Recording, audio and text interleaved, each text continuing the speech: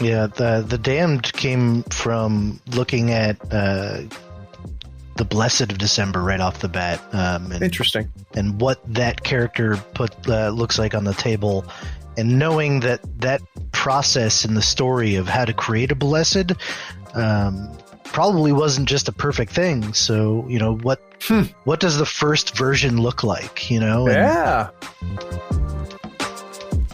Howdy friends, Craig here. Normally I record an episode and then it takes several weeks, even months before that episode is released.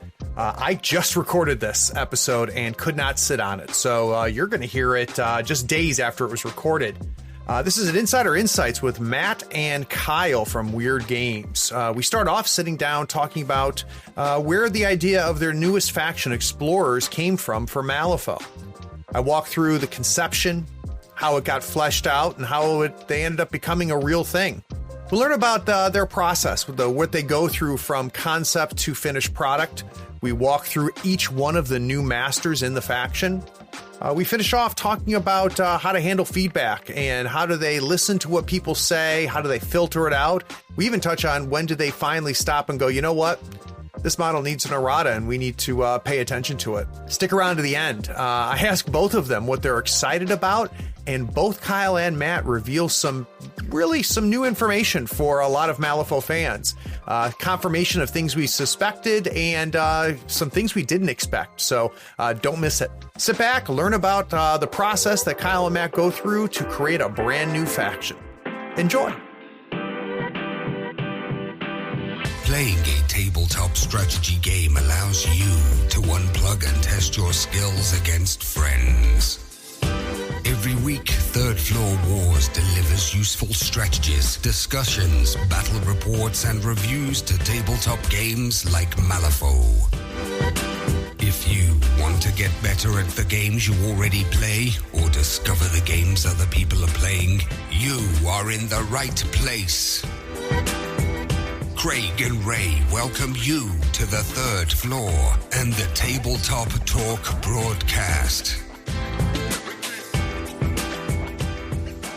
Craig here on the Third Floor. Now, anyone that plays Malifaux is excited now that the new faction Explorers have been released.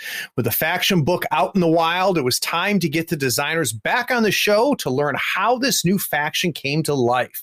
Now, Matt Carter and Kyle Rowan are the designers at Wyrd Games. They've both been on the show a few times now, and even gave us some live commentary on the game we broadcasted for Gen Con.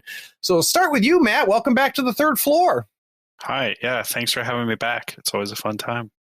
So out of curiosity, Matt, I know you've been doing some things with Malifaux, but I'd be curious, what else you've been doing to entertain yourself gaming-wise? It's a lot more video games, unfortunately. I can't get to the game store. And any Malifaux that I have been playing is on Vassal, which I really appreciate having that there. Even just being able to playtest, having to learn Vassal and just being like, oh yeah, I can just put models in and then playtest new things with my playtesters, even though they don't exist. That is nice. It is nice to be able to have that resource at our fingertips. But other than that, just a couple video games. So what video games are you playing, Matt? Recently I've been playing the Marvel Ultimate Alliance game on Switch and a lot of Destiny. Oh really? Yeah, very, very good. I've never played Destiny. I've heard it's good though. It is quite fun. Yeah, I hear it's a time suck too. I can hear it in your voice. It is absolutely a time suck. That's funny. So our other guest, of course, is Kyle Rowan. And Kyle, welcome back to the Third Floor. Yeah, it's great to be back. So same question to you, my friend. Other than making kick-ass Malifaux stuff, what have you been keeping yourself busy with? Well, as far as tabletop stuff, most recently I scooped up 1,000 Year Vampire, which is a solo RPG. Really kind of a crazy concept where you play as a vampire. It's kind of a writing exercise of a game, but you lose memories as you go on, and that's cool. Yeah, it's a really neat concept. The writing in it is really esoteric, and I just enjoy that, like the lost words and that sort of stuff. And then, like Matt, I'm also diving deep into video games, most recently Demon Souls. I I guess I'm a sadomasochist. I just like getting crushed over and over again. But I'm having a lot of fun in that. So I've been getting into RPGs a lot lately too with the COVID stuff, Kyle. And I've heard of solo RPGs, but literally have no idea what the hell that means. Like, I know what the words mean, just not put together. So like, what are you doing? What is a solo RPG and how does that work?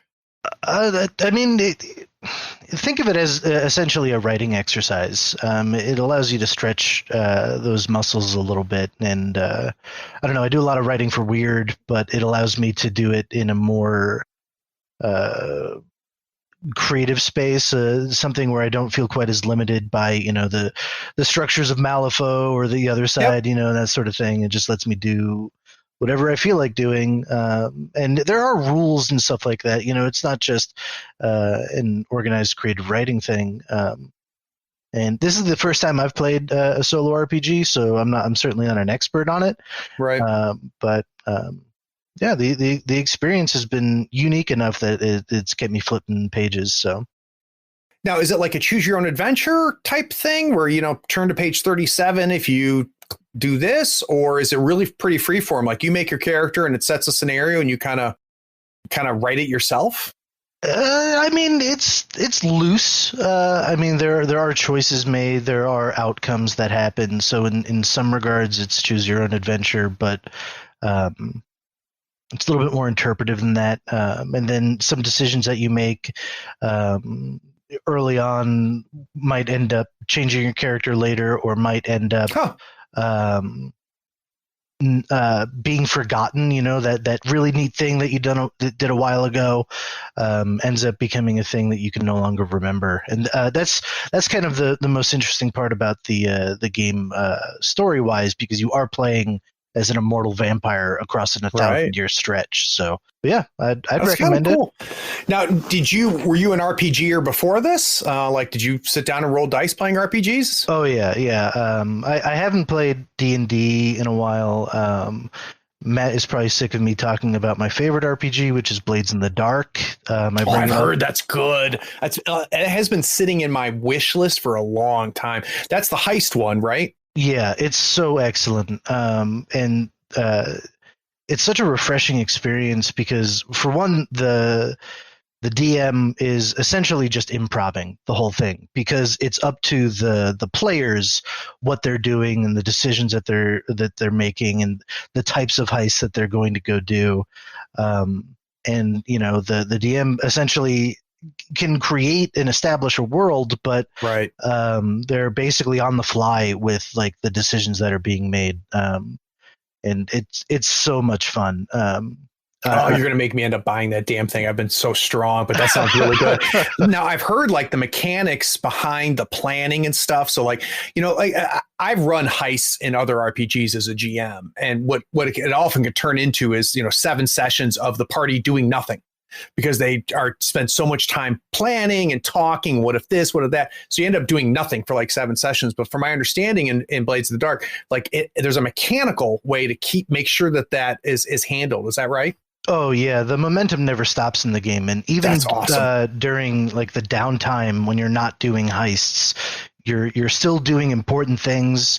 You're not spending time going from place to place. There's I imagine like a TV show almost, where like the camera cuts from one scene to another, and there's a lot of that in kind of embedded into the system, and so you're never bogged down with we're walking on a trail for 3 hours, roll on the encounter table. Right. Yeah. There's none of that. That's cool. I might have to poke around. Matt, did you ever get into RPGs? Do you play? I haven't played in a bit of time.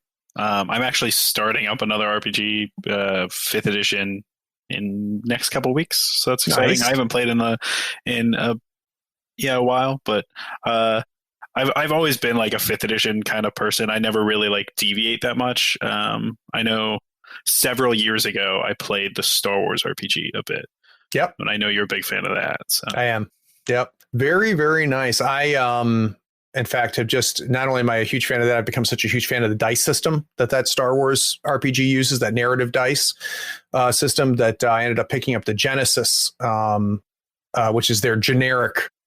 Basically, they took the Star Wars game, stripped out Star Wars, and let you set it anywhere. And I just recently started doing it in a fantasy world. But that's very, very cool. So, guys, the goal of the Insider Insight series is to talk to people in the tabletop gaming industry and learn how they got into the business, what is their approach to the work they do, and really to understand their overall philosophy. It's a little bit different here with Matt and Kyle because they've been on the show and we've talked through a lot of that. So really what we're going to focus on today is we're going to focus on the explorers. So we're going to take a quick break. When we get back from this break, I'm going to learn how the whole concept of explorers were born. We'll be right back.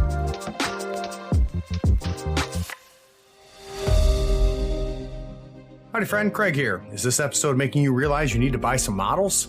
Gadzooks Gaming is my favorite online retailer because of their large selection, killer prices, and great customer service. Don't you hate buying an entire crew box when you only need one model? Gadzooks sells crew box models individually and saves you a ton of money. They even have free shipping to the US and Canada if you spend $100 or more. Swing by gadzooksgaming.com and make sure you tell them Craig from the third floor sent you. All the details are in the show notes.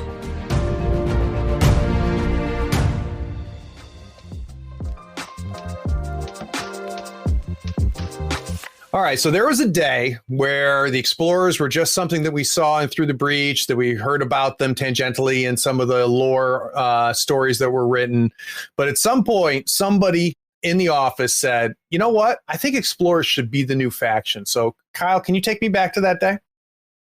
Right. So at that point, we were still kind of contemplating what was going to be the eighth faction. It was pretty clear that we were going to be including an eighth faction, but it was still a matter of what. And at that point, it was a toss-up between the Explorer Society or actually splitting up the Arcanists into MNSU and the Arcanists. Oh, nice. And it just ended up to ultimately ended up being more interesting for us to the Explorer Society, which at the time were called the Malifaux Exploration Society. It's a bit more of a mouthful. Was just a bigger playground for us to kind of explore. And there were some overlaps with some concepts with what we wanted to do in the MNSU versus Explorer Society, like Condor Rails. Like either way, whichever direction we went in, we knew we wanted to include them because they were kind of just an important facet of the game that hasn't been explored enough. So we dove in pretty heavily this time around into them. But yeah, the more we kind of talked things over, the clearer it became that the Explorer Society was just ultimately a more interesting route for us. Yeah. So, Matt, I'd be curious, like, how does the process start at that point? Like, I literally would have no idea where you guys even begin. So you say, okay, let's explore explorers. Let's look at that as potentially the eighth faction. What's step number 2? So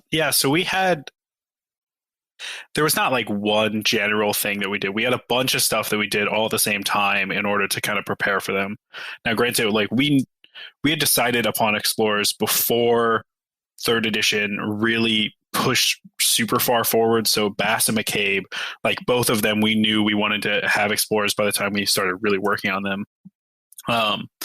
But there were a couple key things that we looked at. So like Condor Rails, we really want to do them. So because of how they exist in lore, and so we'll work with what they have and kind of expand on that and see what we can do there. And then also, what does the Explorer Society already have? What can we pull from that to kind of do certain things? So we knew Lord Cooper existed, but we didn't really know a lot about him. And so we want to expand on that story. And then the last question is like, okay, well, those are like 2 keywords. We need several more. So one of the things we asked was like, what are the explorers exploring? And so we kind of looked at like different biomes to an extent. Okay. But that, even saying like biomes is kind of not exactly correct, because in the end, like Ivan is exploring like shadows, and Anya is exploring the biome of money. And so it's not really like a location or anything that we're looking at, but we kind of like, where have we not gone in Malifaux? We haven't seen the ocean. So us talking about that is a really interesting place. And then as the Explorer Society, like, what are they? They're this kind of rich group of hunting gentlemen. How do they get their money? What do they do with the information they know? All of these are where we kind of spread out our little fingers to explore the different keywords. Yeah. So it'd be interesting, Kyle, as you start to kind of piece through that, like, where does mechanics start to pop up versus, lore wise? Like, for example, when you knew Cooper, right, you said, okay, Cooper is somebody that we kind of know a little bit about. Do you start fleshing him out thematically first and then bring in mechanics to support the thematics? Or do you say, this is a mechanic that we've had on the shelf, or I'm just thinking about right now, and I wonder if it fits with Cooper? I'm trying to marry the two in my head.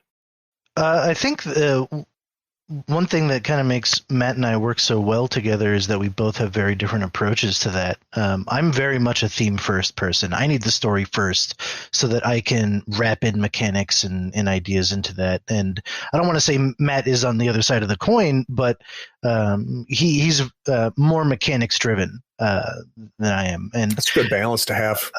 So, I mean, Cooper, for example, we knew that from early story bits in early editions of Malifaux, we knew that he was a safari hunter. We knew that he was the creator of the Explorer Society, but there really wasn't much more than that.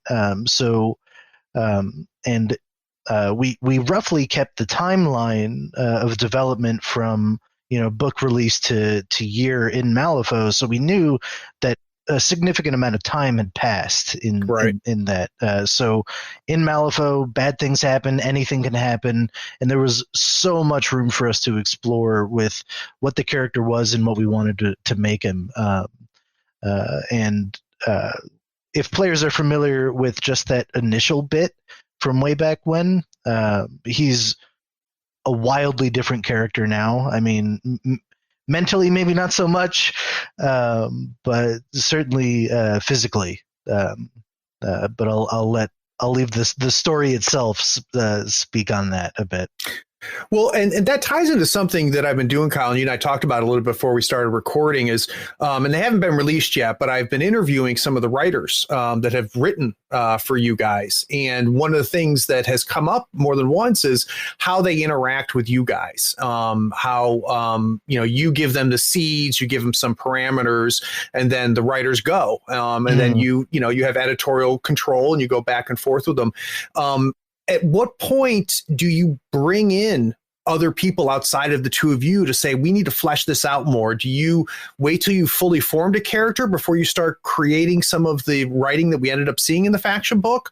Or do some of these writers, either inside of Wyrd or some of the freelance people, do they participate in the ultimately what, say, Cooper looked like at the end? I'd say that it's kind of a balance between the two. Sometimes we have a really clear vision of where we want to take a character, in which case we do provide those little bits as often as we can. And other times, one of our writers will come up with a character idea a few years ago, and we just end up using them now. N.A. Wolf, for example, created Jesse in an old Chronicles story, and he introduced the character again in the McCabe story, and it just made a whole lot of sense to introduce that character into the Explorer Society as a model. And there's wiggle room between that. So we try to create it as create a space that's collaborative with our writers. So if they have a really great idea, we're not just going to shut it down. We want to listen to it and maybe build on it. Well, what's neat about that is, in conversations that we've had before, you guys have talked about how sometimes you'll think about a mechanic and you'll go, this doesn't really fit, and you'll put it away, and sometimes it comes back. It's interesting to see, even from a lore perspective, how characters can sometimes do that as well. So Matt, we now know you're the mechanic of the team. So Kyle is the dreamer and the storyteller. You're the guy that actually puts the wrenches and the grease on it. When do how do you start introducing mechanics? Do you say, okay, Kyle says, look, here's Cooper. This is what Cooper looks like. This is what he feels like. And you go, okay, like, how do we make that fit? Or do you say, Kyle, I've got this great idea for like a design space. Where can we put it? How do we marry this? Yeah, it kind of goes both ways. So Kyle will also probably agree that my ideas are very crazy compared to his. He's a lot more tamer in what he will come up with. And so I might say, like, here, I have this absolutely insane idea. And then Kyle will be like, okay, that doesn't really work, but like maybe we could work with something there. And then I'll be like, okay, so I have this thing, and we'll kind of talk about any characters that we already have that we might not know where they want to go, or if we have a role open. So when we're working on new masters and Explorer Society, if one of the masters, if we just kind of were like, yeah, we have 5 of them done, but we don't know necessarily what this last one is going to do, we'll kind of slot maybe something in there. But for the most part, mechanics will come after initial concepts. Because of how story like related the mechanics are to the gameplay, we don't want something to really change what like the story that we want to do. So if I'm doing mechanic, it's based on the vision of the character that we already have. We generally don't change the vision of the character because of a new mechanic. Got it. Granted, that's not exactly always the case. So there are some characters like Cadmus and Nexus as a whole that warped throughout the entire process based on like what mechanically could fit compared to like what couldn't. And then also, here's this cool idea, and then, well, you told me this cool idea, but I didn't do it. I did something else, but it's also really cool. And so all of these things kind of come in and out of each other throughout the entire process, from initial concept to a basic art description to actually seeing a line art of the character. All of those things will impact what their card looks like. And even to like small things of like, I see a line art and I'm like, oh, this character doesn't have a gun. I guess they need a gun of some sort if it's really prevalent on their character. Yeah. But generally for like keywords as a whole, we had a good idea what the different characters might be in that keyword before we started the mechanics on them. Got it. But I think most of the keywords we had like 1 or 2, like we'll fill this in later down the road when we have more of a grasp of what we want to do here. I'd be curious, Kyle, was there, as you guys really started the process, was there particular things that you wanted to explore? I keep using explore with explorers. I can't avoid it. Yeah. Like was there design spaces that you said, I hope we hit these notes. I hope we hit these beats, or I hope we really kind of dig into these ideas. As you look back on it, what were some of the early design goals or spaces that you wanted to dig into? The most obvious one that I can think of is the one we didn't really talk about at all. We kind of wanted the book to do the revealing in itself, and that's Jedza and the Seekers. They're a very strange concept in how they function on the table. I mean, it's straightforward once you see it, but they're heavily heel oriented, and we don't really see that in Malifaux. Conceptually, that character started as one thing very different and ended up into something that I'm super proud of. Jedza is one of my favorites in the society, but we knew going in we wanted to explore the idea of an immortal character that is healing those around them in a very strange but interesting way. It's one thing to just say, heal one, but it's another thing to do what she's doing now, which also changed like 8 to 10 times in the playtesting process to get right, because how do you actually make an immortal character on the table? That's that was a conundrum that Matt solved. So, well, you guys already have Colette, so technically this is the second immortal character that's on the table, right? You say that, and then Colette meets Tara and her gang, and Colette dies. I had to get an Arcanist joke in there somewhere. So the last little bit before we take a break I want to talk about is, one of the design goals that we talked about when we talked about third edition, when you guys came on to talk about that, was, the idea of streamlining without dumbing down the game. But now we're opening up a whole bunch of new masters, a whole new faction with some new mechanics and things like that. What does that editing process look like, Matt, where you say, you know what, we don't want to, make this game more complicated, but we want to have more things for our players to do. What is that process like?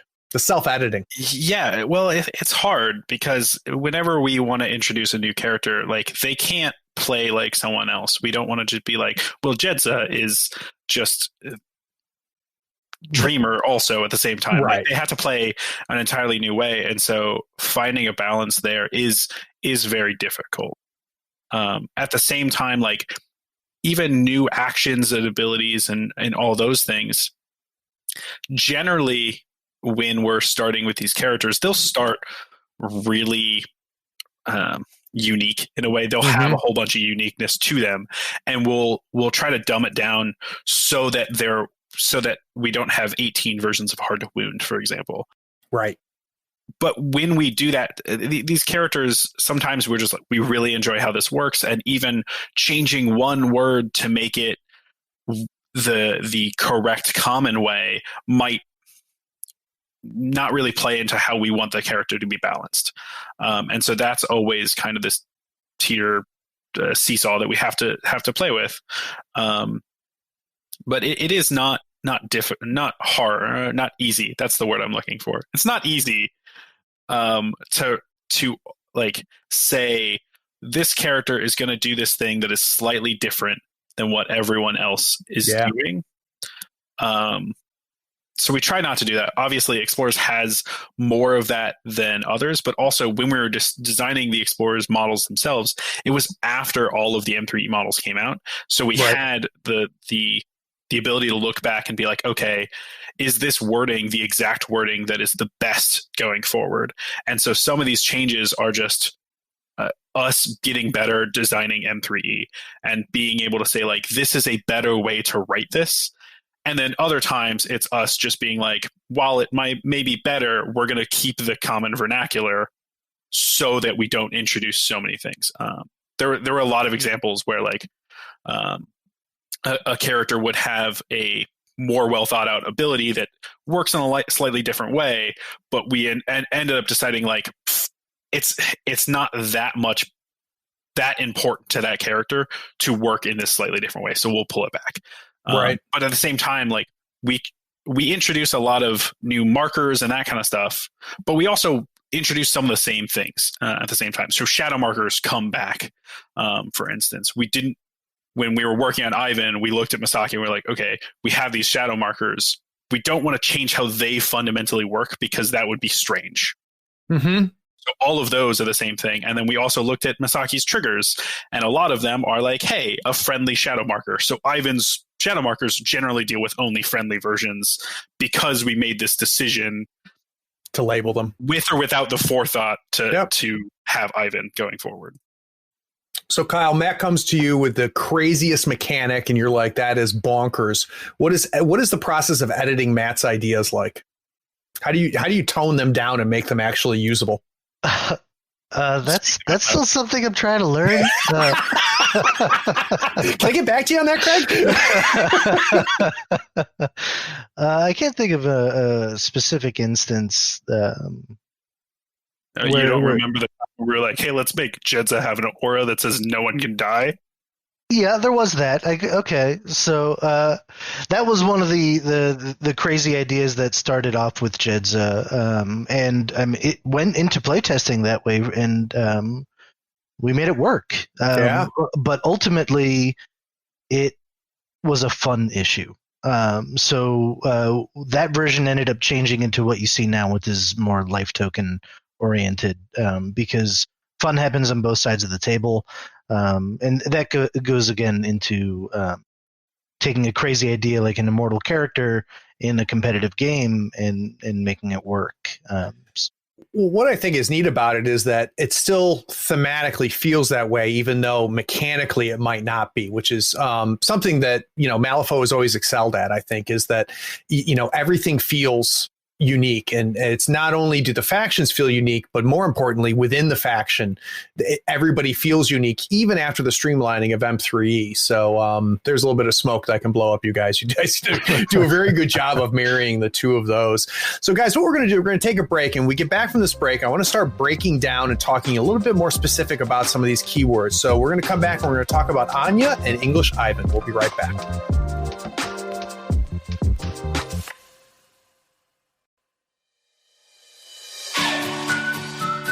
Howdy friends, Craig here. You deserve a new playmat.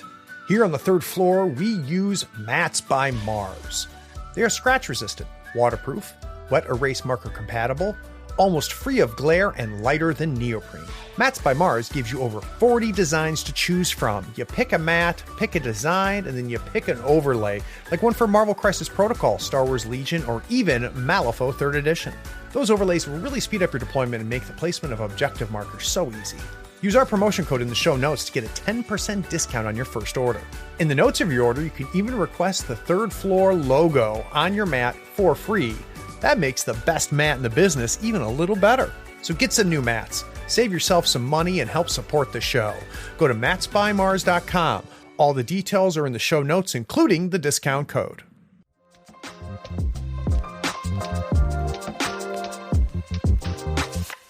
So the first one I want to talk about is Anya and the Syndicate. So Kyle, I'm going to go to you for the lore piece. At first, if somebody has never heard of Anya, doesn't have the book yet, where does Anya and the Syndicate fit in? Fit in as far as explorers and fit in as far as overall in the world of Malifaux? So before you can talk about Anya, you have to talk about Condor Rails, which is the rail conglomerate that she now is responsible for running. Which was introduced in the Arcanist book Into the Steam and Through the Breach. And it was originally run by Anya's father, and there is a brief cameo of him in the Pandora story with an open-ended what happened to him sort of thing. And all of a sudden we have Anya, so it's... I'll let players kind of come to their own conclusions on that one. But she's kind of a rising star in the Explorer Society. She runs things a little bit differently than her father, a little bit more aggressively, and you can see that a little bit on the table. But essentially the Condor Rails, if there's a train track in Malifaux, it's operated by them. So them being a part of the Explorer Society allows them to literally explore any aspect of the world. So I'd be interested, Matt, like thematically. So if someone said, "Hey, I'm thinking about buying the Syndicate box and playing them, but I don't really know kind of how they feel," how would you describe what playing Syndicate is like? Yeah, so there's an action on Anya's card that the name of it, I think it does a good job at explaining what Anya does, which is hostile takeover. That to me is all about kind of being fast and brutal in taking territory and control of characters. So Anya as a keyword with all of her Syndicate is very, very quick. And very good at taking out certain characters that they want to and controlling specific areas.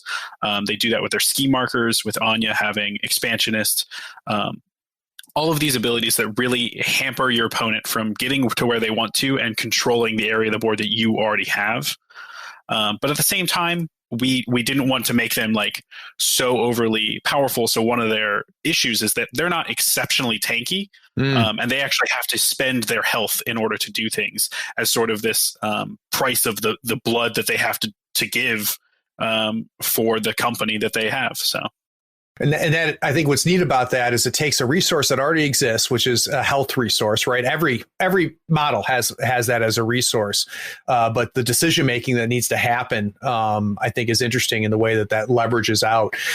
So, Kyle, what are you excited about people discovering? So, a lot of people listening right now have not played Anya, but they will be, seeing Anya on the table and they'll be playing it. What are you excited about them discovering about that keyword? Well, Matt sort of covered it as far as mechanics go. I think Glass Cannon Melee is going to be an interesting challenge for players to figure out, but she is brutal. I think figuring out how she has managed to combine interests and essentially buy out the Catalin, which we'll see in the Outcast starter box coming out later. Which they'll have the Syndicate keyword, so it's an interesting little tie-in there.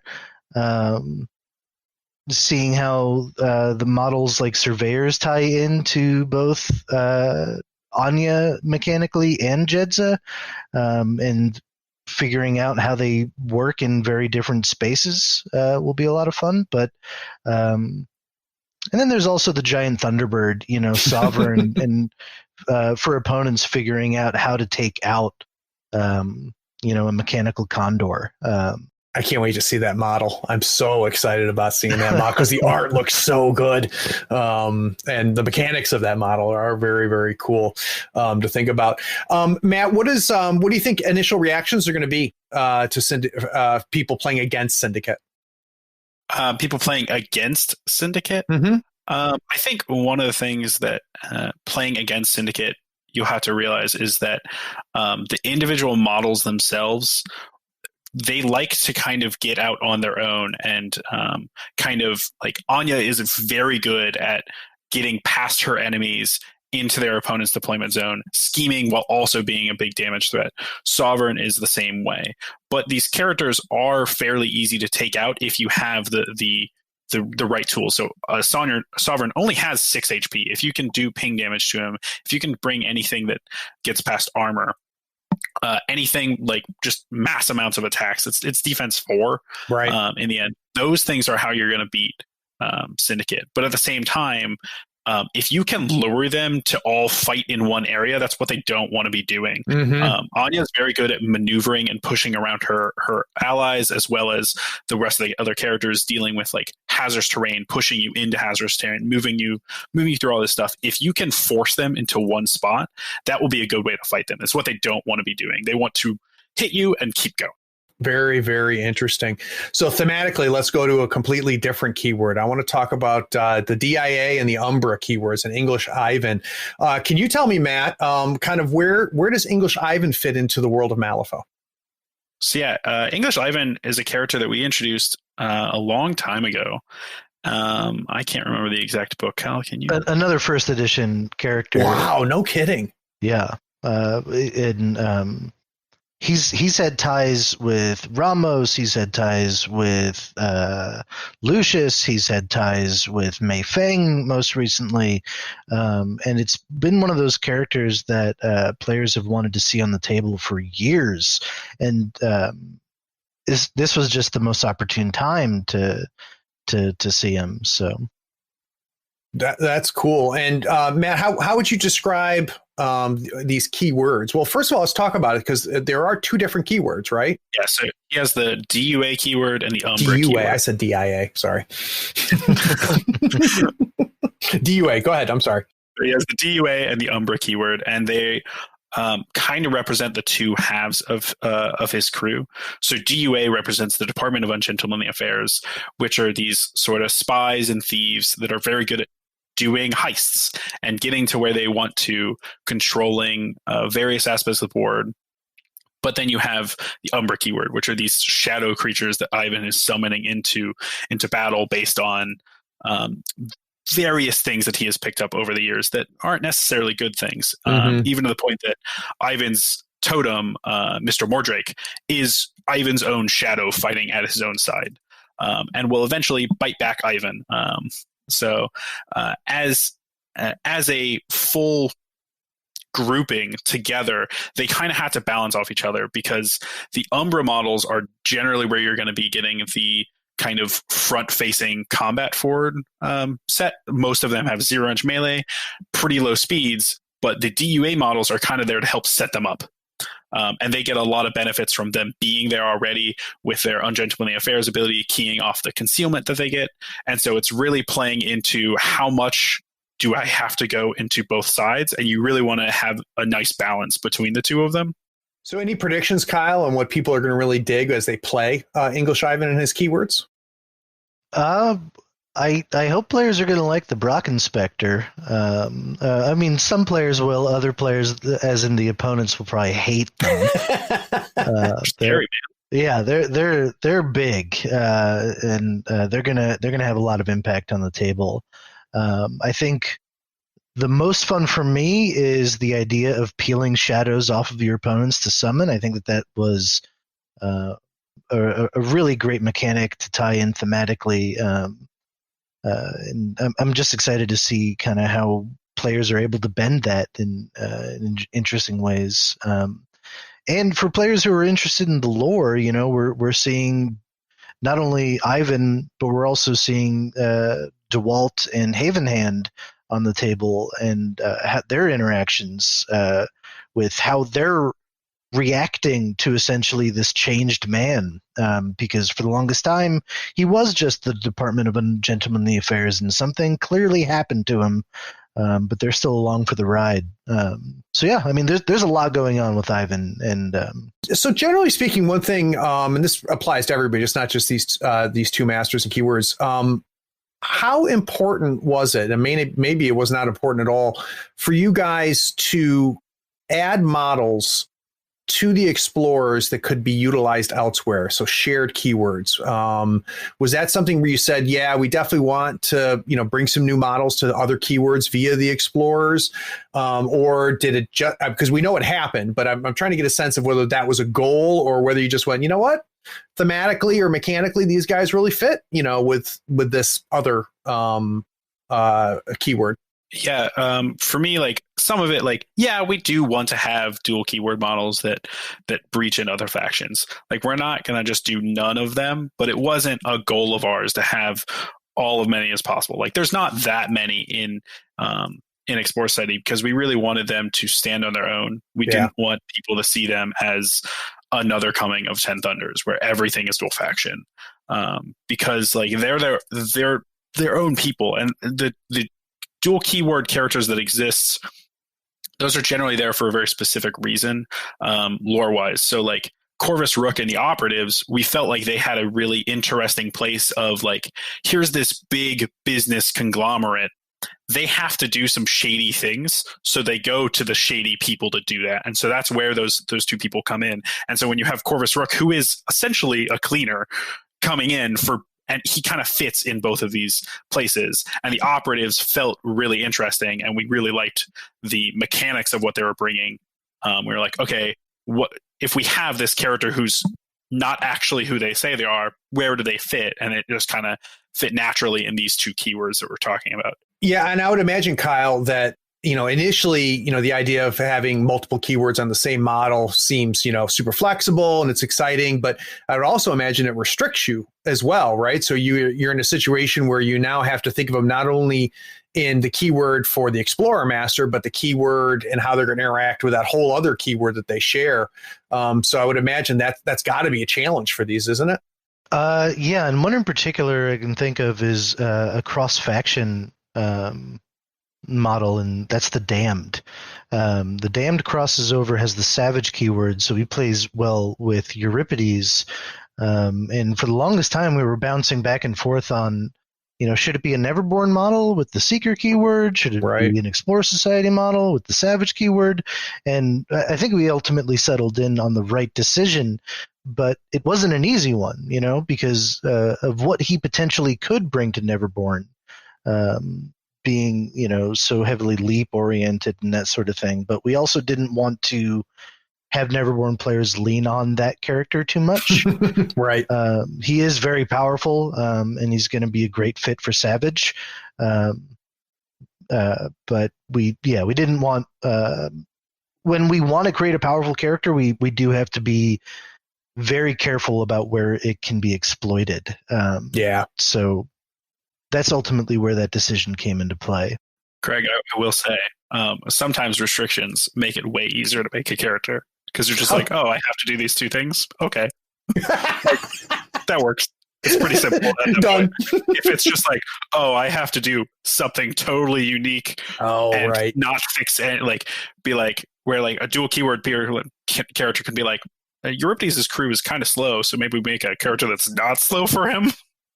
Yeah. And it comes pretty easy in that way. But knowing what the gap is you're trying to fill. Yeah.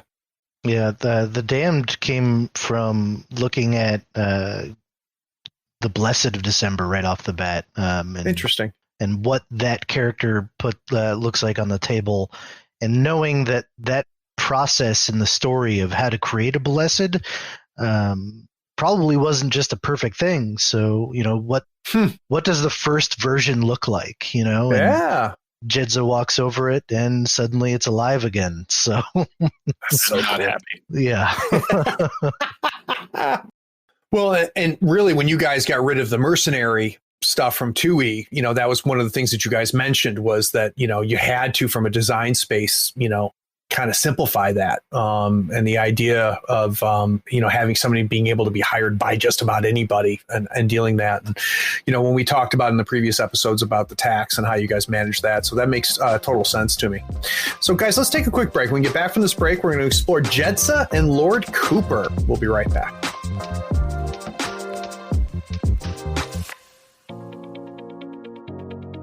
Hi, I'm Doug, and I'm a $5 patron of Third Floor Wars because Craig promised he'd play as the Arcanist if the Patreon reached $300. I want to see him suffer.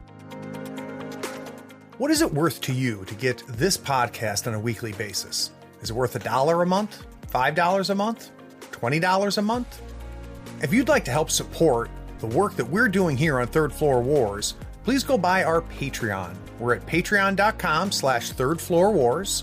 There, you can pledge at any level, any dollar amount. Whatever you give us will help us put out quality content on a regular basis and hopefully make tabletop gaming a little bit better for you every week.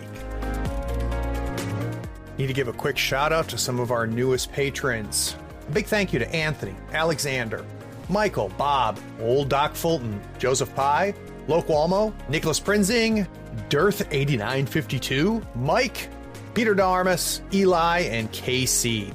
Because of you guys and the 100 plus others, we're able to put out consistent content on a regular basis. We appreciate it.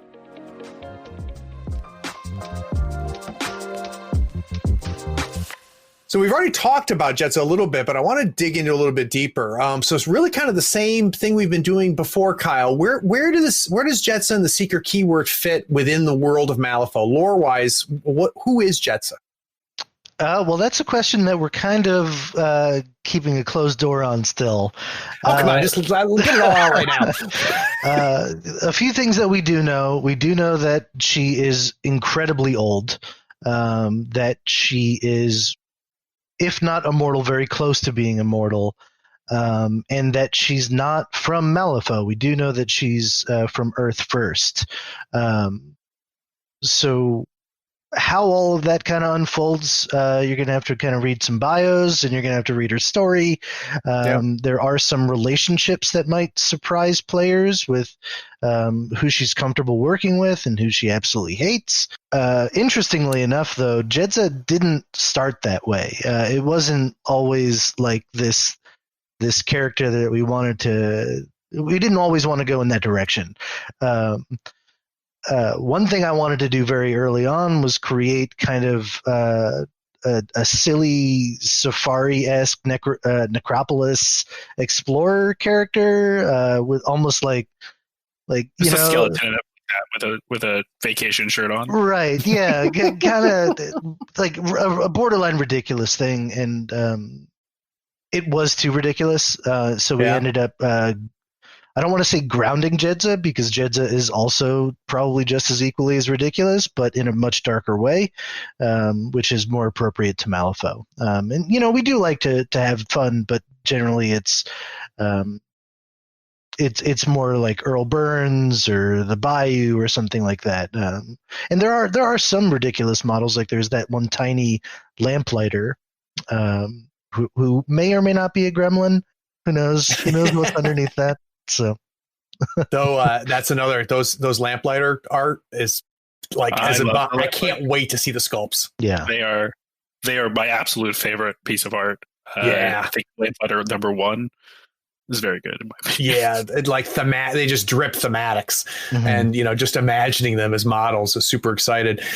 So Matt, how would you categorize the seeker keyword? If someone's going to play this keyword, what are they going to? What kind of weapons are they wielding? The weapons of not dying. If you are frustrated by your opponent alpha striking you constantly, this is a good keyword to play. They're very good at standing there and taking hits. They're very good at controlling small areas that they can get to. And yeah, they're really good if you just want to make it through the game, which some people, that is their goal, is to not die. Yeah. I can relate to that fully, having played against my fair share of like super Alfie Nakima lists that I'm just like, okay, I'm playing this game right from the start of turn 1. How do I survive to turn 2? Yeah. Jedza will do that for you mechanically. And Mikhail. Yeah. If Jedza doesn't, Mikhail will. Yeah. Right. Right. Mikhail is also great. Is there a particular seeker model that you think is going to end up causing a lot of conversations or get people really excited? Something that maybe someone who just got the book and was flipping through it maybe didn't pick up on? I think mechanically, in terms of like power, Mikhail will see a lot of table time. He is very, very strong. And I'm happy about that for the most part. We're really excited about him as a character. But in terms of weirdness, the Grave Goo is Chef's Kiss amazing, in my opinion. Like, is just great. Because we really went with that one. We were like, okay, we have this goo that for some reason we had decided to want to use. I can't remember how we decided to be like, yeah, this is what we want to use here. I wanted that character in Malifaux for the longest time. It's been a part of Through the Breach, and it's just such this weird thing that was in Rottenburg that I just wanted to include from the start. It was just a matter of where to include it, and Seekers made sense. And then mechanically for the Grave Goo, I kind of looked back at like the gelatinous ooze for 5th edition. Like, how do you fight against just a ball of goo? What does it do to you? And I like the idea of it like trapping you inside. And I asked myself, like, okay, once you're trapped inside, how do you get out? I'm like, okay, you should be able to crawl out, but I really like the idea of your buddy like reaching in and pulling you out. So that's all where that kind of came from. I was like, what is the most ridiculous way this character works on the table? And I hope people play him and get a lot of play out of that just ridiculous piece, engulfing their friends. Well, and it sounds like when they take that action to pull them out, they've got to make a sound effect, right? To get the full effect of just the pulling out of the goo. There's a squelch. Yeah. It's very gross. And I will say it also, like, that character designing him had a lot of impact with another set of characters, Beeb and Calypso, because they kind of have similar mechanics but backwards, where Beeb and Calypso are all about like, I'm going to get in this and be happy and be safe, where the Grave Goo is like, I'm going to pull you into the most unsafe place. And so they sort of mirror each other, and when writing them, their mechanics kind of balanced out in a way of like, okay, if I'm going to write it this way, I need to write it here. And then this problem showed up here, I bet it will also show up here. So always figuring those two things out. Very, very cool.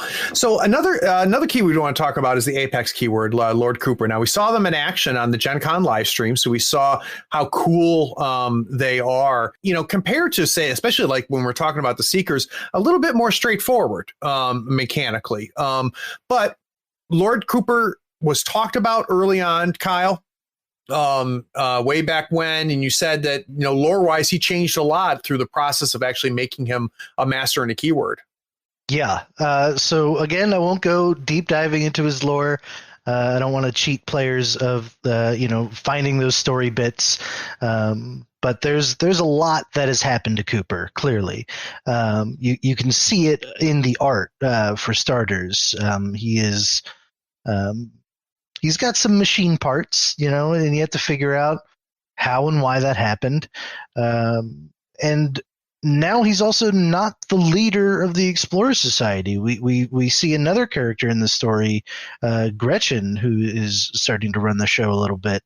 But as far as on the table goes, we knew that we have to have a fluctuation across our masters in every faction of simple and complex. And we have arguably one of the more complex characters in Malifaux in Nexus, I'd say. And to combat that, we did want to make sure that Cooper and EVS, for example, are a little bit more straightforward to play.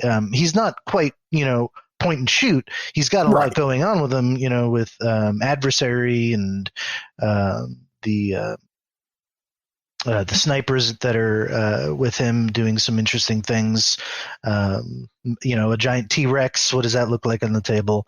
But we did know that we wanted to keep him fairly straightforward so that players of all types could enjoy the new faction, not just players who want the high level, how complex can we make Malifaux sort of thing. So.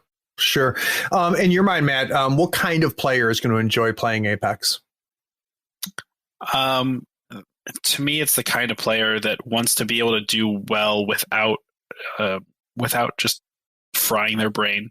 I think everyone has kind of gone to a tournament that's just like, here's 5 rounds over the course of like 2 days, and by the end of it, you're completely dead.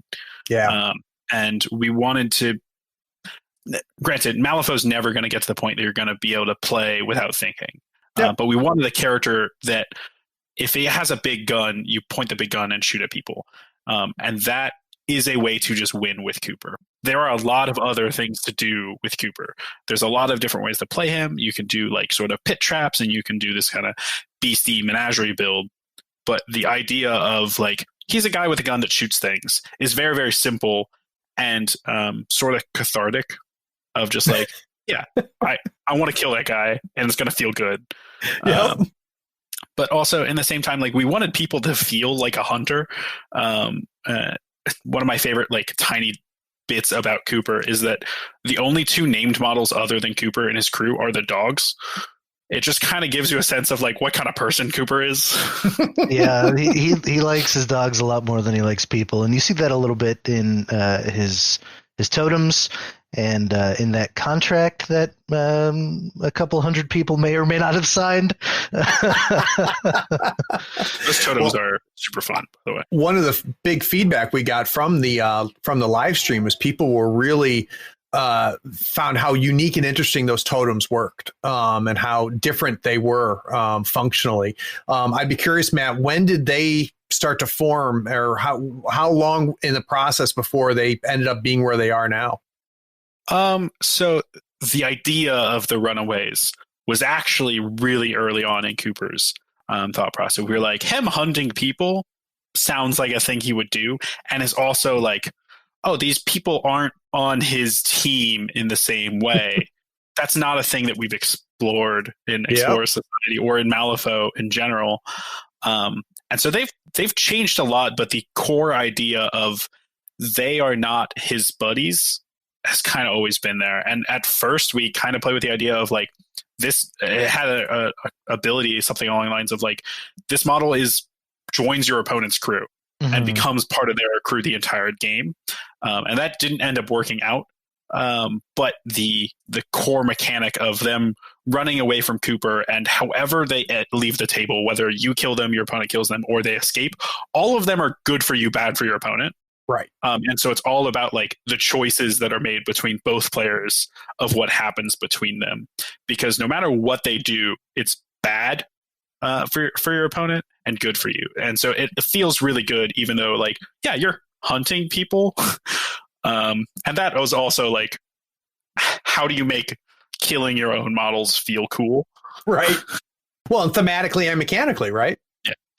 Yeah. And even with that, like Matt talked about very briefly about what happened with playtesting and how we originally had them playing on the other side. And mechanically, he said it didn't work, but it actually it did. It just wasn't fun. Right. And it ended up boiling down to that. Like, Matt can make any crazy idea work. That I have no doubt. But ultimately, giving the opponent essentially a chore just ended up bogging interest down for them. I know one of the problems we also had with them was Cheeto fingers. Right. Yeah. And especially now with everything going on, it just didn't make sense to continue that idea. People touch your nice painted models. Right. No, I am not a fan of that. So I'm glad you decided not to do that. All right. So the big question that everybody wants to know the answer is who's the first person that said, we need a dinosaur? That was me. Yeah. Okay. So where does that come from, Matt? I'm pretty sure I championed the dinosaur through the entire process, basically until the sculpt was done. Everyone's like, this is not going to work. Everyone's like, okay, yeah, the dinosaur is pretty cool. But to go from like Matt's crazy idea to what we have today, like it started off as a 120 millimeter model, went to 80 mil, well, and then not 100. It started at 80. Sure, that did not work. Sure, it started at 120. Yeah, it started by a 3x3, and it was just a foot, right?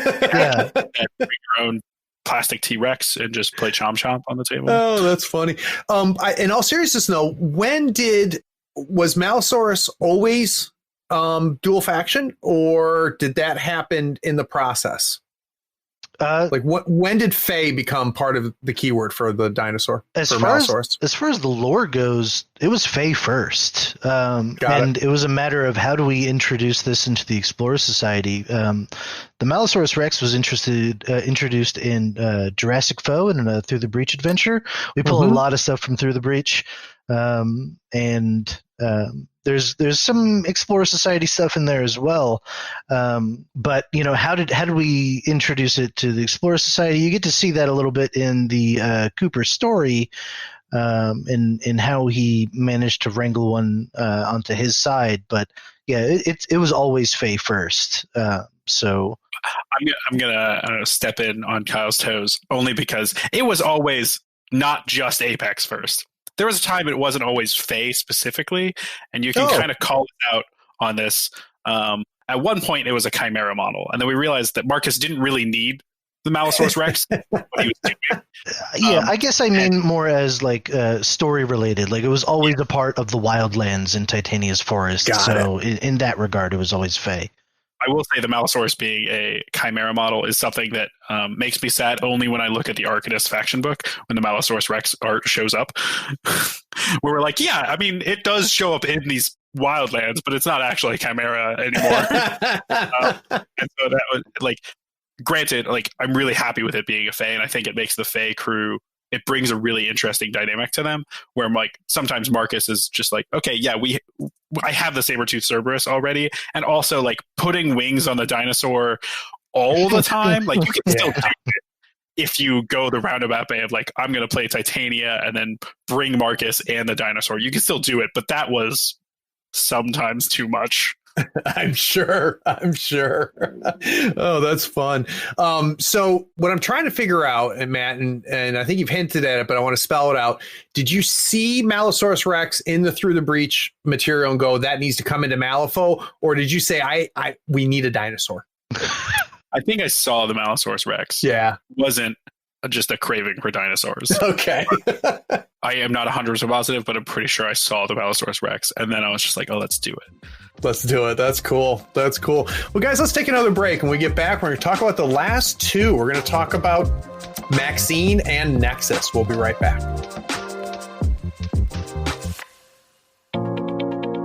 Howdy friends, Craig here. Nothing makes Malifaux easier than having the right tools. Here at the third floor, we love all the licensed Malifaux goodies from Custom Meeple. Not only are they helping support this podcast, they sell custom-made Wyrd licensed tokens and terrain. They sell it all. Crew boxes, terrain, markers, tokens, and even a 3x3 full Malifaux board. Custom Meeple sells a complete M3E token set covering every marker and token you need to play. Custom Meeple are the source for the official accessories for Malifaux. Everything is designed by hand and authorized by Wyrd Games. Check them out at custommeeple.com, that's with one M, or follow the link in the show notes. Up your Malifaux game and be sure to tell them Craig from the third floor sent you. If you use the promo code Third Floor Friend, all one word, THIRD-FLOORFRIEND, you'll get a 5% discount and help support the podcast. It's valid on everything except retail products and playmats. So poor Kyle is regulated as my lore master in this process. So Kyle, let's talk about Maxine and EVS. Where have we seen this before? Was this a brand new creation? This was brand new. We wanted to dive into, one thing that we like to do when we research characters and ideas and come up with concepts is pull from the real world. And Maxine and her crew is heavily inspired by that. Beeb and Calypso, for example, that was a real scientist, and that was a real machine. That's the first bathysphere that was created. Wow, I didn't know that. The Maxine Agassi is inspired by another explorer with the same name. Some of her background is inspired by that character, but we wanted to take her in a slightly different direction, so it's more of inspired by, and maybe players can make those connections themselves. Kia came from other established lore that we created, with Abyssinia. We wanted to see Abyssinian characters more in Malifaux, and what would that look like? And Harada Nagatoro and his father are also established characters in our lore because of the Nagatoro sisters in the other side, who ended up taking out Hormatangi way back when. So there's deep connections within that, and then also connections to real world history. Orville, I think, was just a wild idea, if I remember correctly. Orville is named after a very famous Wright brother. That's right. Yes, that's where his name came from. But I mean the giant jetpack and tossing bombs. Yeah, that's. Yeah. What does Maxine's totem look like? We'll give her Orville. Right. Yeah. That's very close to us here in North Carolina. That's where the Wright brothers and Kitty Hawk. Excuse me, I'm from Ohio. I'm going to claim the Wright brothers. This has been a long-going feud, Matt. A long-going feud between North Carolina and Ohio. We have airplanes on everything. I think Maxine is also the first character that is canonically married and is a master. Oh, that's interesting. Yeah, I think so. Yeah. Wow. Or that we've talked about their marriage. Mm-hmm. Right. So thematically, Matt, from a gameplay standpoint, if somebody's playing EVS, what are they looking to put on the table? In terms of what kind of person like EVS? Sorry. Sure. Yeah. What kind of person? What kind of style of play are we looking at? What are some mechanical thematics? So EVS was kind of very specifically designed as a motley crew of, if you have a ship, you have a bunch of different roles on that ship, and what do these roles look like? And it ends up with a crew that is fairly good at everything. In a similar, they're generalists in the same way Von Schill is a generalist. He has a lot of different resources for everything. And for her and the EVS crew, we really wanted to focus on okay, they were there to be scientists. What does a scientist look like here? And so we kind of got this idea of deep discovery and reconfigure, and we were okay, so here's these two different ideas. We'll do this one and see if it works. And then eventually we just what if we did both and we somehow combined them? And they're distinct and different, but they work together in interesting ways to make a crew that is very, very versatile, provided that they plan ahead, which is kind of what a scientist would want to do. That you have to have the ability to plan out your hand really, really carefully, and over the course of the turn, it will kind of make everything that you have very, very potent. Interesting. And it makes for a really fun way to play, in my opinion, because they're very consistent if you plan enough ahead. And then Maxine is kind of there as a center point to be okay, not only can we plan ahead, but we can also kind of change up on the fly by drawing cards a little bit, but also during the middle of the turn, I can change my style. And that represents her as a character. She is a polymath. She is a genius in so many different subjects. So her ability to change how she thinks in the middle of the game was really, really important. Very cool. And it played into like this really cool mechanic of choosing a suit, and then each of the reconfigures has their own suit, but hers changes, and then also her triggers and stuff change on that. It makes for her turn to be really, really interesting from game to game. It will kind of look the same, but also not look the same. And when she fights against an enemy, she can use the idea of like meta knowledge. What is this character good at doing mechanically in the game to her own advantage with her like 2 steps ahead ability of saying like, yeah, I'm fighting against a Neverborn character who primarily uses masks. They're not going to be as good against me. And that was just a really interesting concept that we kind of said, what's a scientist look like in the battlefield?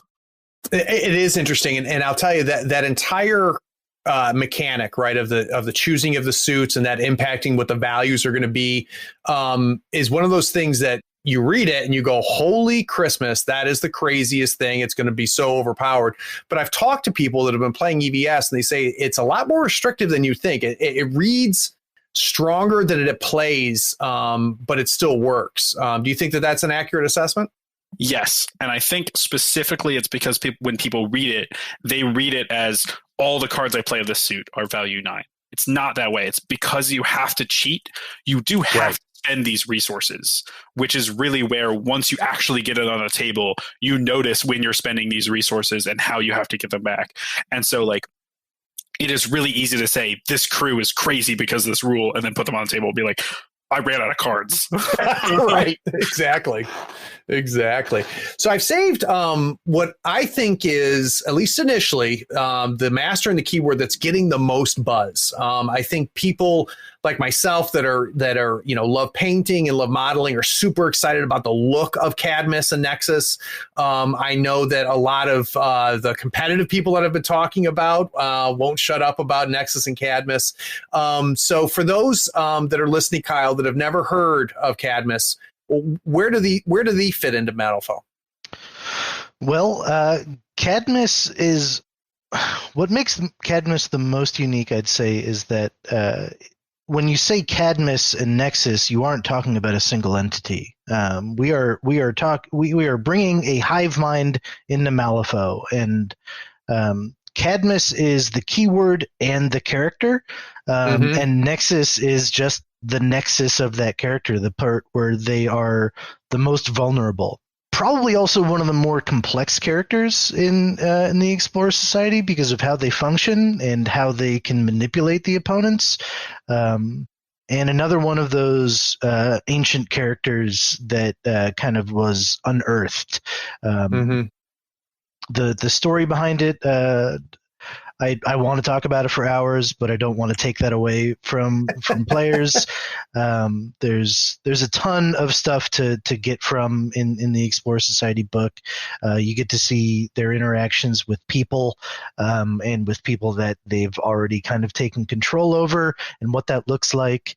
And then we also got to highlight some other established characters within that crew, with like the Nightsail Creeper we were able to bring in to Malifaux, which was another established through the Breach character,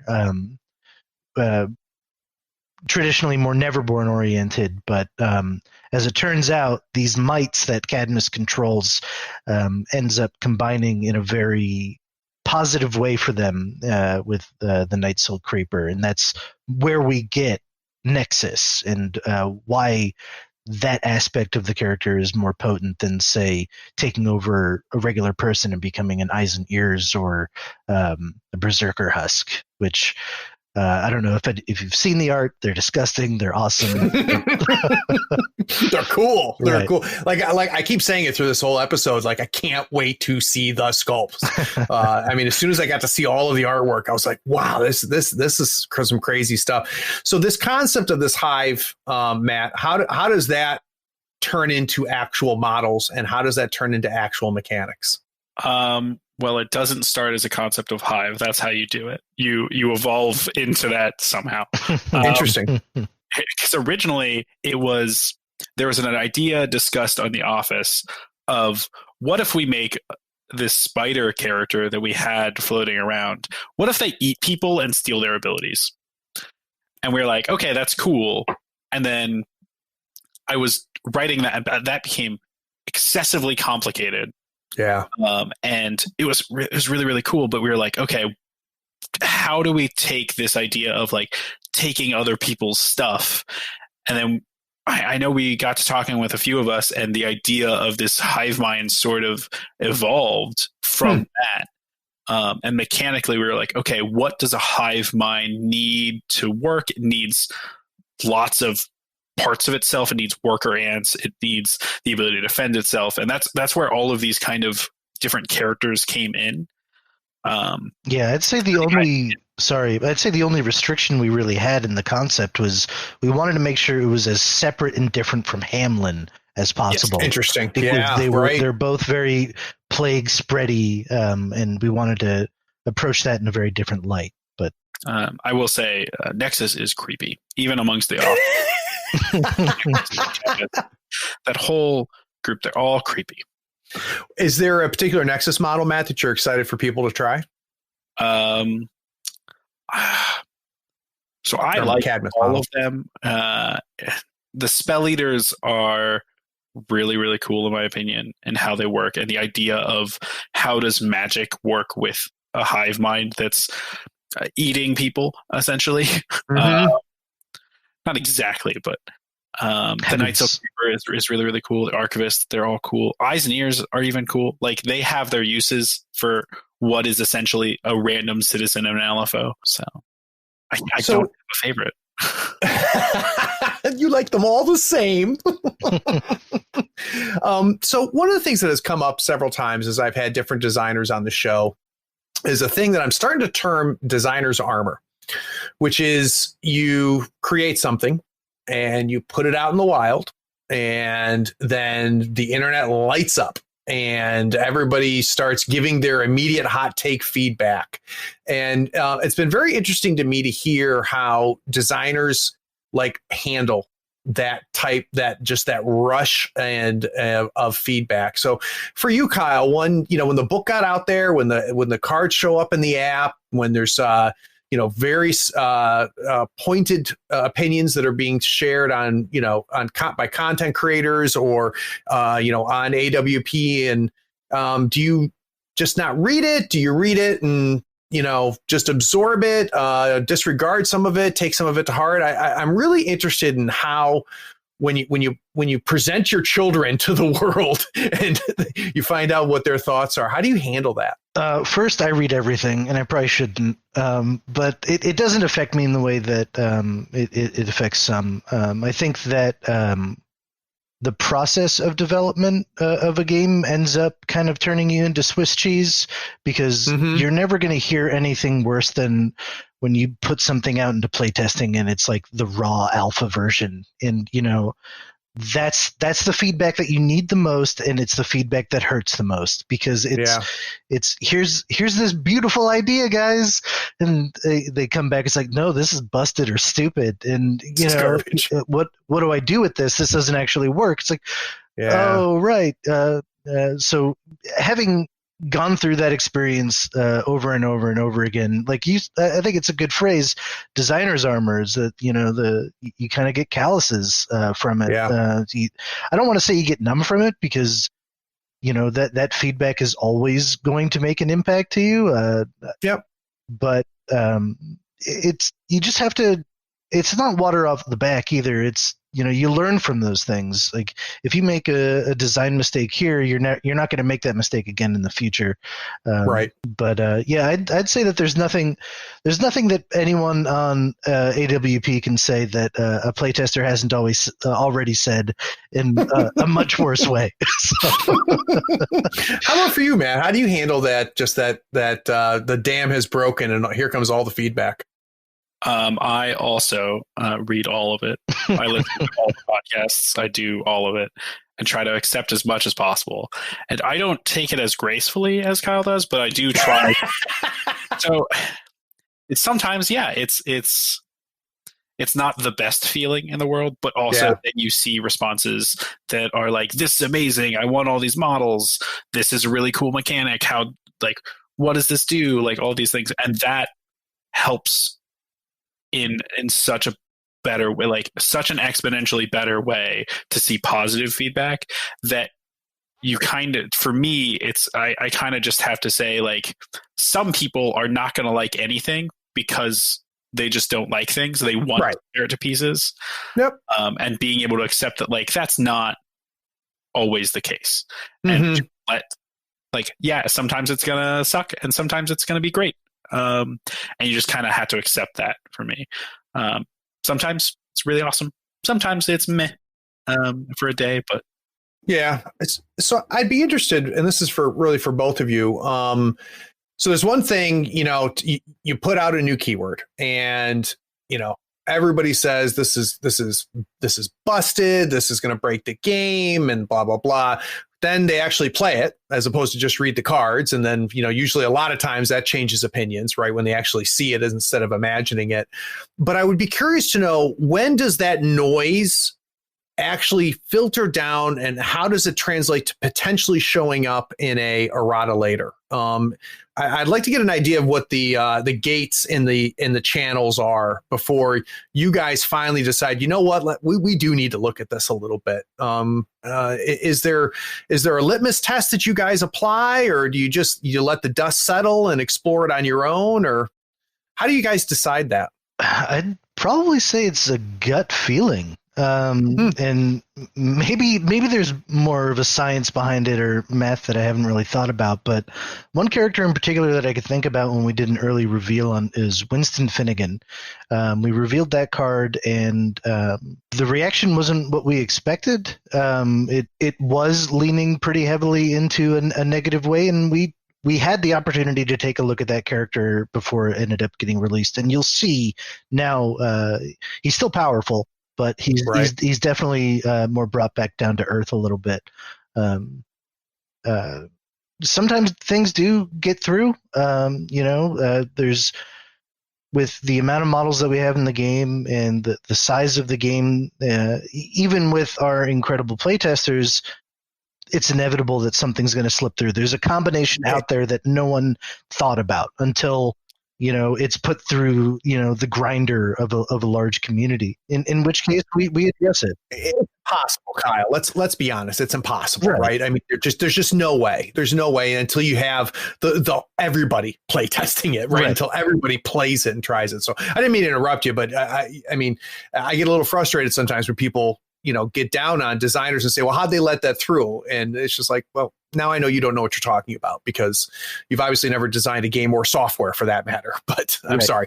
I'm getting on my soapbox about that.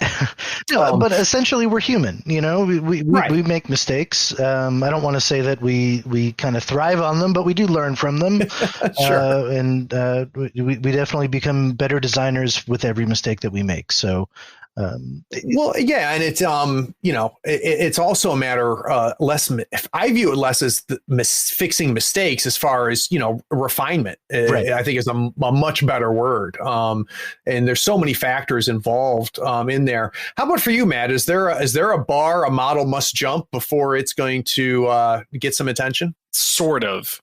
For me, a lot of it comes down to individuals that I respect their opinion a lot and consistently have shown that they have a good idea, and that'll let me review something. So like my playtesters, like I respect all of my playtesters for everything that they do, and they truly like make Malifaux what it is in addition to just me and Kyle.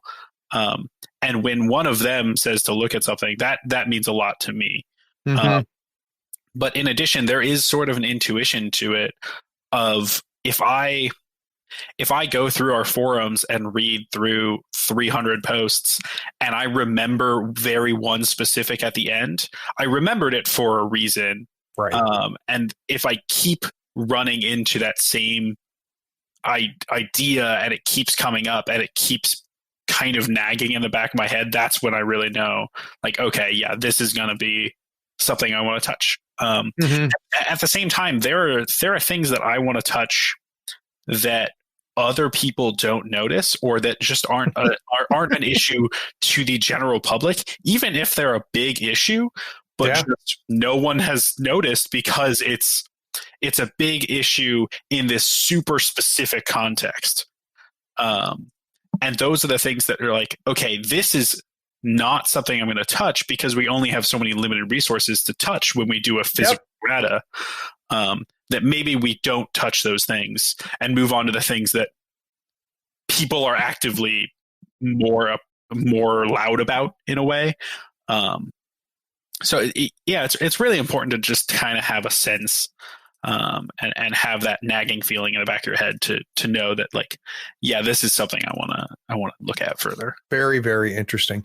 So we got past a bit of a milestone here. I mean, dropping a whole new faction and putting the book out, all the models are out there in the wild. I would imagine there's a little bit of a moment where, it's finally the ink is dry. But you guys aren't done. And what we're looking at is work that you guys have been doing for a very long time. I'd be interested, Kyle, for you, is there something that you're really excited about coming around the corner? Yeah, so the Other Side starter box is coming out relatively soon in 2021, and it's going to have models that cross over between the Other Side and Malifaux, and it's something we haven't done before. And it's going to have Karai and Sonya playing on both sides on a 4x6 and a 3x3 in both games, and we're going to see Sonya and Karai and their company playing in a new way in Malifaux. It's not just an alt sculpt. We're going to see Karai doing different things. We're going to see Sonya doing different things, and the title system is going to get some love in that. And I'm really excited to see how players react to that. I'm excited to give the Other Side some attention because it's a fantastic game. It just needs a starter box, so we need to get that out there. So Kyle, I was excited about the starter box, thinking it was just new sculpts. But the idea that as a Malifaux player that I'm going to be able to revisit Karai and take another look at Sonya is pretty exciting. I mean, we've known that the title system was a thing, but to know that it is closer than maybe a lot of people realized, I think is pretty exciting. How about you, Matt? What are you excited about what's coming around the corner? Yeah, first I will mention the title. I think the titles were a horribly guarded secret. Yeah, they were kind of. They were kind of everyone knew they were kind of there. Yeah. Also, we never really talked about it, but I'm super excited for that box. I'm also very excited for the new starter boxes coming out from Malifaux. We've announced the Bayou starter box, the Explorer starter box, and the Outcast starter box. All of these are new models coming out that are going to be pre-assembled so people can get them right on the table. It comes with a fate deck. It comes with a measuring widget. It comes with scheme markers. It is right enough to get people on the table into play, so I can go with my friends to a game store eventually when COVID is done and be like, oh, I'm going to teach you how to play Malifaux. Here's a box, literally pour it on a table and play. And that's really exciting for me. It's one of the things I really like about the Other Side. And we've learned since the Other Side how to do some things a little bit differently. And so approaching that with Malifaux, and even the first one, I think, coming out is the Outcast. I think we've already kind of talked about that before. Those characters are really fun. The Catelyn Corps are really interesting. They help to expand Anya a bit and her crew. Her crew in Explorers is a bit smaller because she has this mercenary outfit that she purchased. And they do some really cool things for her crew, but also bring some love to Outcasts when we haven't touched Outcasts in some time, so that they get some new toys all around. And I think the characters are really interesting. I'm very excited for the other starter boxes. Obviously, Explorers, we've already seen Mr. Nagatoro, Tannenbaum, and the Hopeful Prospects. That'll be a fun way to get people started in the game. And then when we eventually get around to the the original Bayou Bash models and them hitting the table, that is a wacky bunch of racers that make for a really fun game. I am amazed at how sustained the buzz around Bayou Bash has been. I mean, we first heard that term a while ago, and people still bring it up. People are still excited to finally take a look at it. So that's great. Well, guys, it's always a pleasure to have you on the show. I appreciate you taking the time. I know everybody has been very excited to hear kind of your thoughts on the Explorers now that it's all out there. Any last things we want to put out there, Kyle? Any plugs or call outs? I mean, we've already kind of been speaking the praises of our playtesters, but right now we have two groups of playtesters that are making our games shine in the background. If you're listening, thank you. You are the reason why our games end up working. So we know it's not Matt. So my favorite thing is when you give a playtester something, they're like, "This is terrible." Feeling more, I was like, "Cool, I knew it was terrible. Thank you for accepting me. Thank you for validating me." How about for you, Matt? Any plugs or shout outs? I will say one other thing that I'm excited for. That's kind of a plug. From Nightmares is coming out soon. I am very excited for that book to explore new content with Through the Breach and explore Neverborn characters to an extent and new magic and all that kind of stuff. That is very, very exciting. I'll also I'll plug you, Craig, Third Floor Wars. Thank you for listening. Yeah, congrats on 100. You guys are amazing. Oh, thanks. Thanks, I appreciate that. And all the other podcasts, I listen to a lot of them, and they're all great. And I want people to know that, like, even if you don't think anyone's listening, I'm at least listening, and you should continue what you're doing. It's great to just listen to people's point of view. So I'll tell you what, guys, I've been excited about we have a little bit of a burst of new podcasts coming out from Malifaux. It's very exciting.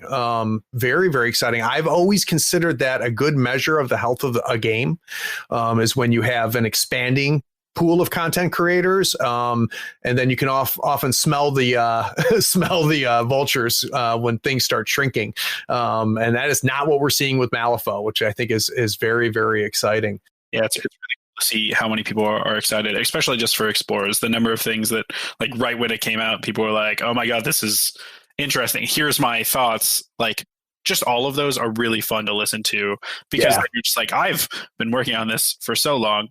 And now you hear, like, voiced opinions rather than just text, which sometimes text is a little boring to read.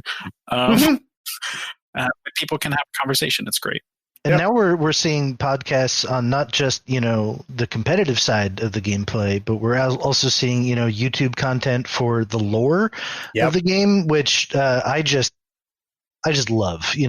Keep doing that, please, and I'll keep watching. So people that are just the steam-powered scoundrels and they're weird. We're just going to talk about Malifaux and weird in general. Like, they're fun to listen to, and it's a nice break. There's a reason that he is the first pod I'll listen to when, as soon as I see it on my catcher and I see a new steam-powered scoundrels, it's the first thing I'm going to listen to because I know it's not going to be it's going to be unlike anything I've listened to this month. You have no idea what's coming. Exactly. Where Craig is just like, here's a Nekima deep dive. You're like, cool. I know most of the hits they're going to hit here. Yeah. You have no idea which way he's going to go, which is great. All right, gentlemen, I do appreciate it. And for those of you who stuck around to the end, thanks for listening. Take care. Be sure to follow us on Facebook, Twitter, YouTube, and Twitch so you don't miss the avalanche of content we create. Links are in the show notes. Be sure to check out our shop on thirdfloorwars.com for the latest in gaming apparel and gear. There you'll also find the latest information for the USFO Tour. Find out where you rank in your conference or even in the entire United States. Get those models built, painted, and ready so we can see you at the next USFO Tour Masters event. Please take a moment to write a review of this pod on your favorite platform. Rating and reviewing helps us find more listeners almost as cool as you are. Be sure to share this feed with all of your friends who love tabletop gaming. Thanks for listening.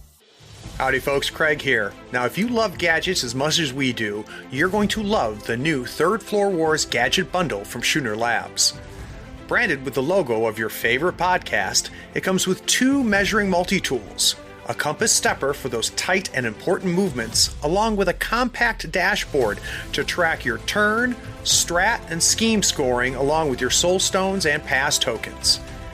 It is the perfect bundle for anyone who plays Malifaux or just wants to look cool while doing it. The link is in the show notes. Check them out and help support your favorite gaming podcast.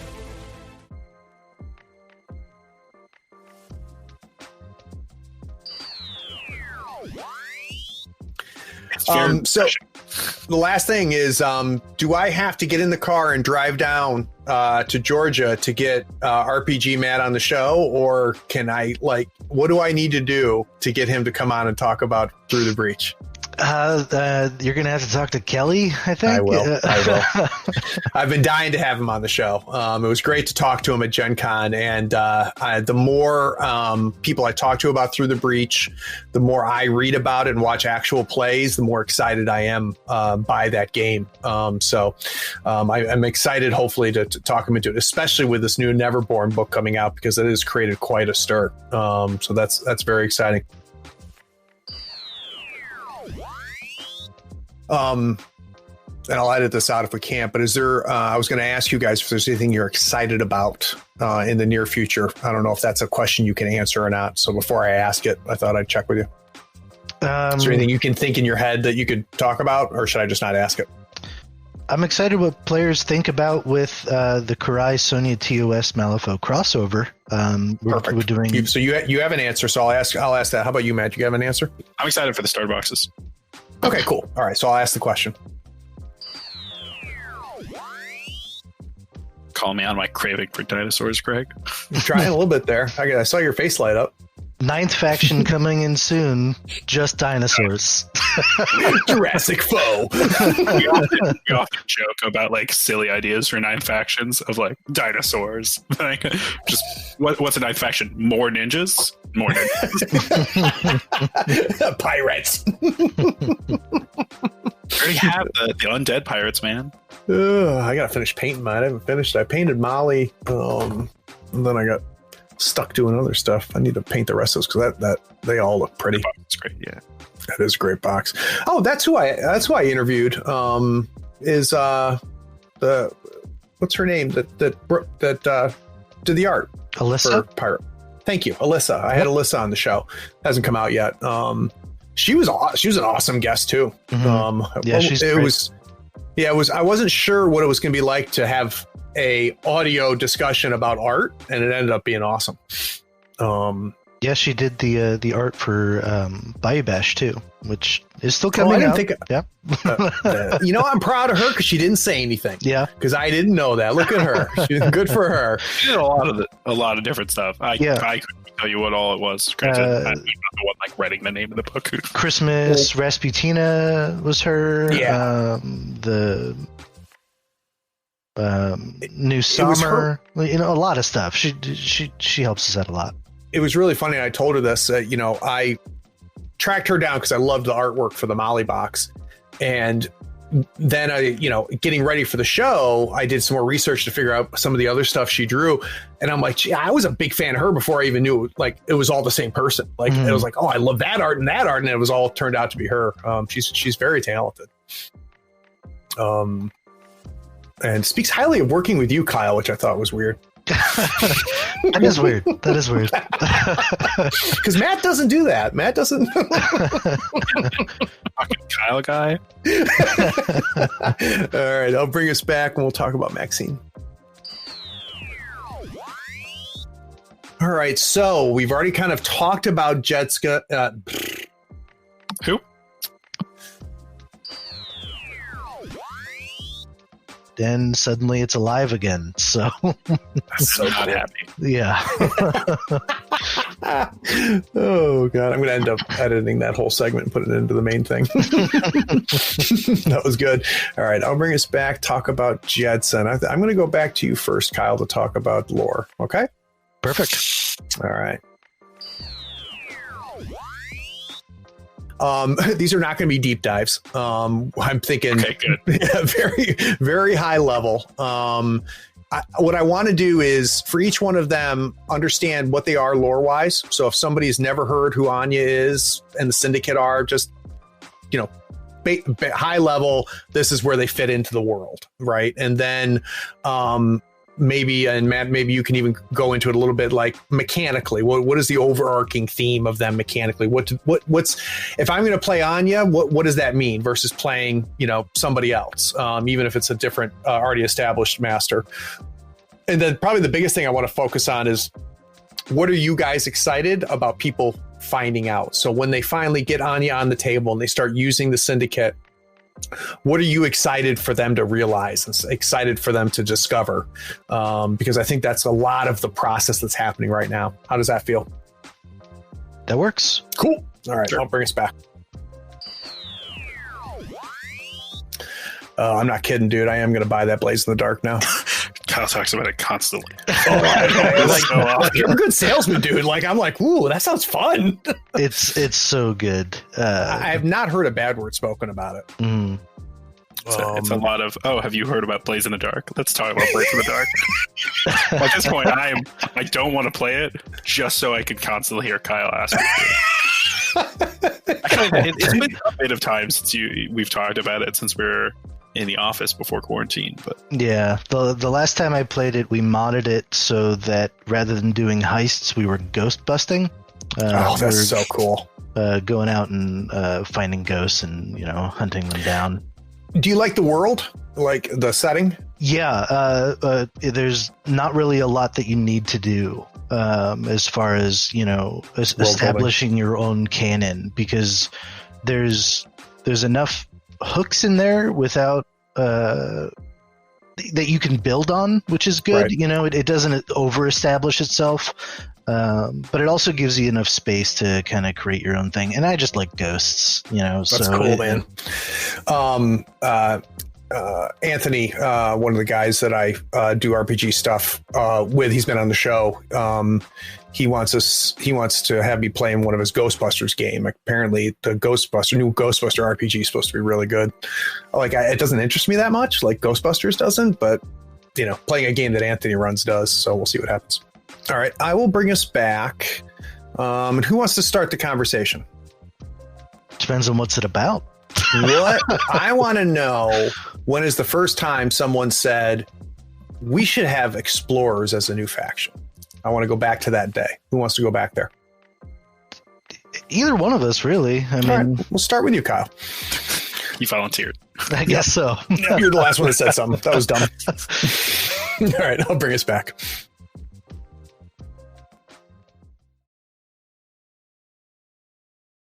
Hey, are you still here? Look, the podcast is over. And you sat through all of the breaks and bloopers? Well, I mean, if you're here, you might as well run over to patreon.com and become a supporter. Don't forget to rate and review this podcast too while you're at it, on whatever platform you're listening to. I do appreciate you sticking around. Take care.